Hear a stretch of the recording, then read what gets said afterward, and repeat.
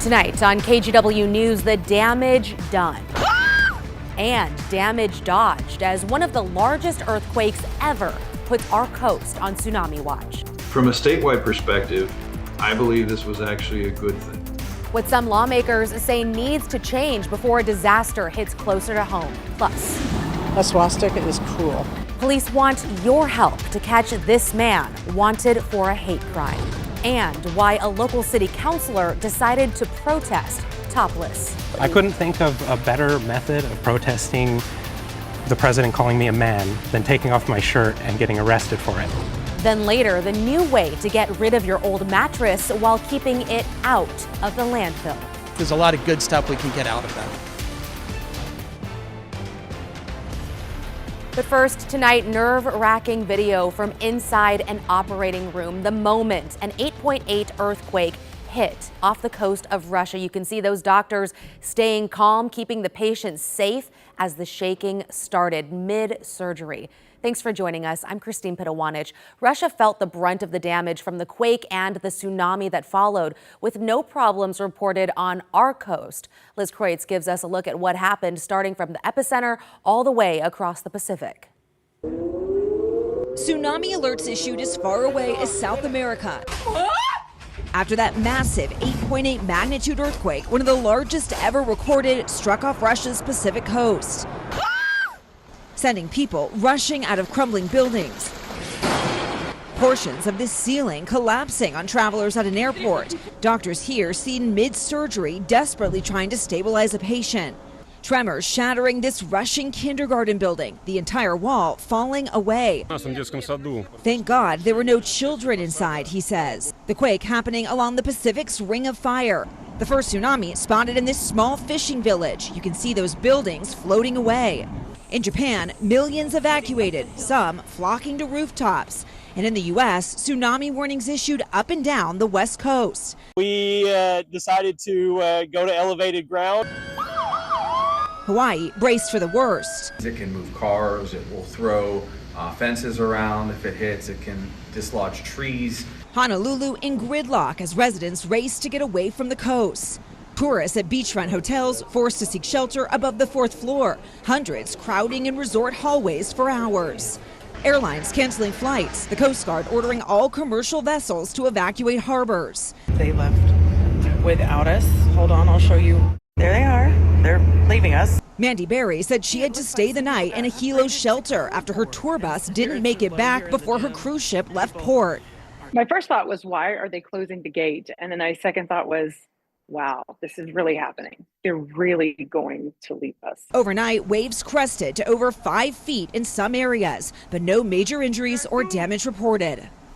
Liz Kreutz reporting there. Here on the West Coast, the tsunami advisory was dropped late this morning. And while officials in Hawaii credit the alert system there for giving people more than 4 hours to get away from the coast, back in Oregon, our Alma McCarty found some state lawmakers say yesterday's scare highlights the gaps in our current response system. Alma. Yeah, Christine, I spoke with 2 Democratic representatives aiming to strengthen the state's emergency response, saying we can't just rely on luck to keep people safe. We need to invest in readiness.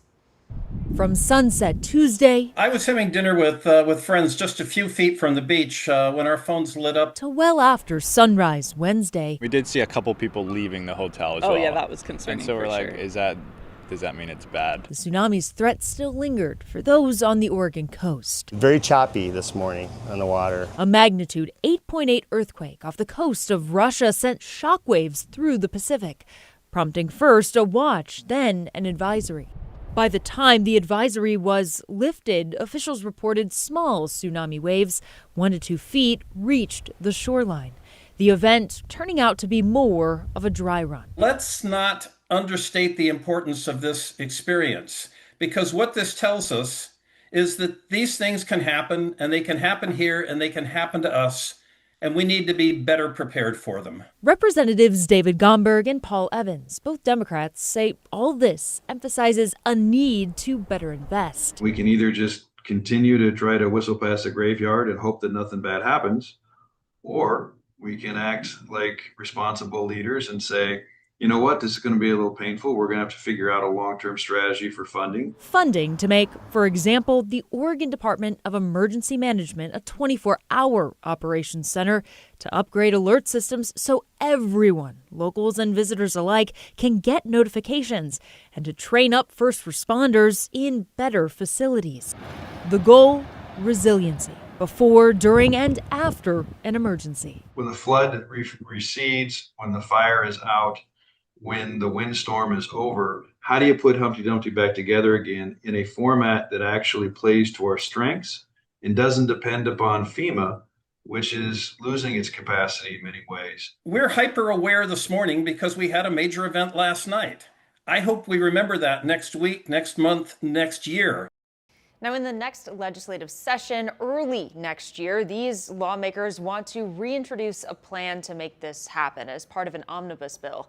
Representative Evans has already put together a work group to focus in on projects and priorities for disaster response and recovery. Christine? Yeah, I think it's important that we all agree we need to be ready. How we get there, that's the debate. Thank you, Alma. Chief Meteorologist Matt Sfino here now. Matt, what did those tsunami waves end up looking like? You know, it's interesting because there are several buoys along the Oregon coast that are tsunami capable, meaning they can measure a tsunami wave and separate it out from the normal tidal fluctuations. The blue line is the tidal forecast and how the tide usually behaves. The red line are the actual tsunami waves, and you can see there are a lot of spikes here, meaning there was a lot of individual waves. None of them got very big along the Oregon coast, but look, it goes from basically 4 o'clock, well, not 4 o'clock, about midnight last night until mid-afternoon today, which is why that tsunami advisory lasted so long, because there's a lot of energy being carried by these waves that were generated by the earthquake off Russia, and they have to disperse and dissipate before that advisory can be lifted. Now, farther north at Garibaldi, the tsunami waves really mirrored just the normal tidal fluctuations. The waves weren't very big on the northern Oregon coast. We kind of dodged it there, but look at Honolulu, bigger fluctuations. We had waves as big as about 5 feet hitting Maui. Now, it's a little bit unfortunate that we call them waves because it's more of a surge than it is a wave. I want to explain the difference between a tsunami and then our normal ocean waves that are generated by wind. And that is one of the big differences. The source for tsunami waves, earthquakes like we had yesterday, also undersea landslides can do it. Anything that will displace water vertically will create a tsunami wave, and meteorites can do the same thing. You get a big one hitting the ocean, that's going to generate a lot of wave action. Now, for normal ocean waves, it's just wind on top of the water. And so that also means that when you get the source generating the wave down below, it's the entire water column carrying the energy. Normal ocean waves, it's just the surface of the ocean.